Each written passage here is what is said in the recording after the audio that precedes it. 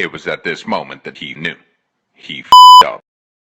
Yo, I'm laughing way too hard because that's me right there. Hey guys, welcome back to your channel. This is Buff Med here. I'm a third-year medical student where we just talk about common life of a medical student. This is a video I've been wanting to do for a long time. My sister, aka my manager, she sent me a whole bunch of medical school memes. I'm just going to react to them. If you enjoy videos like this, do me a favor, hit the subscribe button and give this video a thumbs up and stay tuned for more great videos. So let's get it.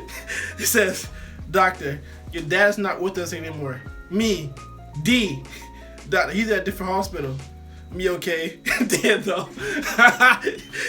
Oh my god. I can personally have experience with this. The lady brought her dad in for he was on like life support for a while.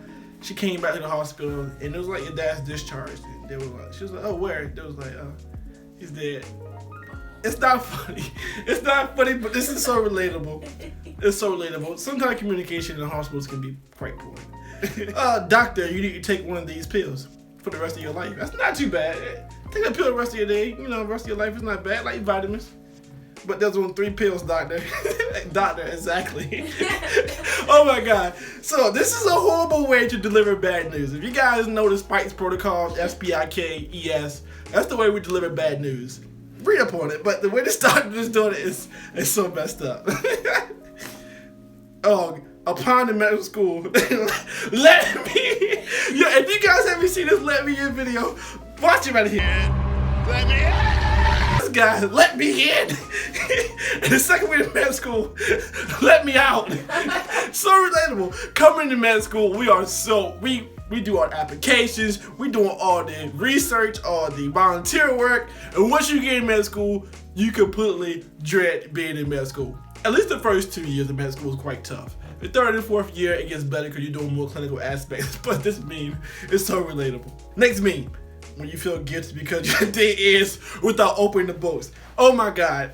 Any medical student, any person who does chronic studying or studying every day knows when you don't open a book up a day, you feel like the biggest, laziest, sloppiest person in the world. You feel so lazy, like so unfulfilled. It's like this love-hate relationship with knowledge.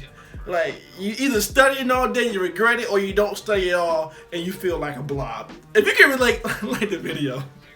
Next on the list, headache. Normal person, I didn't sleep well. Medical student, I have intracranial hematoma. Oh my, this is so sad. Grey's Anatomy. If you guys remember how McDreamy died, he had it got. Let's go to this scene right here. Wait, C-spine, chest, and pelvis films are up? Derek, because I can feel your pulse, which means your heart is beating, which means you're not dead, okay? It was at this moment that he knew. He f***ed up. I haven't seen it yet. Oh, I'm sorry. Sorry, sad music. Sad violins.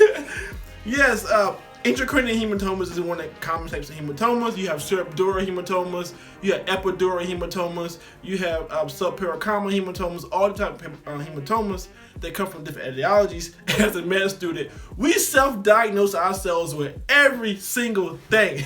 We try to put all these differentials together. It's simply just a headache. Go eat, get some water, you'll be fine.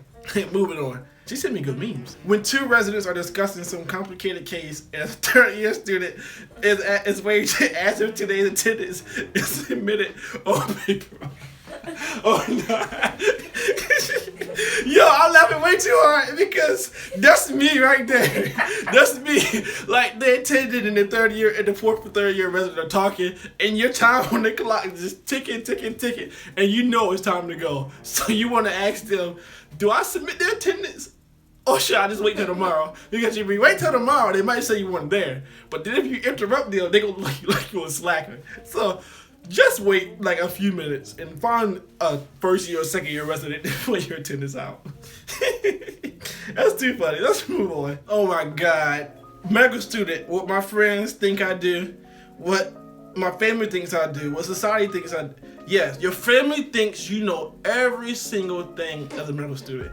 My dad, every time something happens, hey son, what's wrong with me? I don't know. I don't know. I'm still a student. And my mom does it. She's like, boy, I can't sleep at night.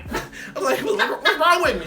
I don't know. I'm a student. I don't know. I don't know. What society thinks what I do, yeah. People on the outside looking in think that medical students and doctors are, the upper echelon of society. Like, they're perfect in every single way. And that can be quite, daunting for a student thinking they have to fit into that mold, but that's a video for another time. What professors think I do? Your professors think you don't do anything at all. Like, think you just play around all day. What I think I do, yeah. I think I am I think I am house. I'm nowhere near house. What I really do, yeah, I'm in books all day long. So that's just the truth. That video sums up everyone's perspective. You're studying and find yourself saying, "Oh my God, I knew this at one point. Now I have no idea." This is so fun. Like, we have student didactics, and like the teacher will say something from like year one. And you're like, "Oh my God, I know what she's talking about, but I just can't pull it out of my head." That's how you look right there. Medical school. What I think I look like after med school, how I actually look. The other day, I was walking in the bathroom. I just knew that I looked fly in my white coat. And I walked past a mirror, and my white coat was wrinkled. My hair needed to be cut, and my lips were dry. It was so funny. It was hilarious, yeah. When you don that white coat, you think you're fly, but then you pass a mirror, it quickly humble you. So humble yourself for that mirror, and mirror humble you. How I felt when I was in high school. How I feel being in med school. Oh my God, yes, in high school, I didn't even try. Like, get a 4.0 just waking up, going to school, taking tests. It was no studying at all. I felt like Einstein. But when you get in med school, you're around people who are smart as you, who are smarter than you, yeah, you feel very, very, very average. And that's to be expected. It's the same thing in sports. In high school, you can be a 4-star, 5-star recruit. You go to college and you realize that, yeah, you gotta step your game up.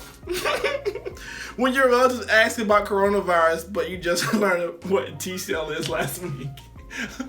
Oh my God. So this is like the hottest topic going on right now, coronavirus. If you haven't seen my take on coronavirus, leave a link to it. It's a very concise video explaining the choice of vaccines that we have currently, also common misconceptions that are associated with coronavirus and coronavirus vaccines. But people always ask students and doctors about coronavirus. Honestly, guys, we are just, coronavirus is very new, so we're just doing our best and we're rolling with the punches. But this video is hilarious because as students, people think we have way more knowledge than we actually have. Want the good news or the bad news first? Good news, please, doc. Well, they're naming a disease after you. Oh my God.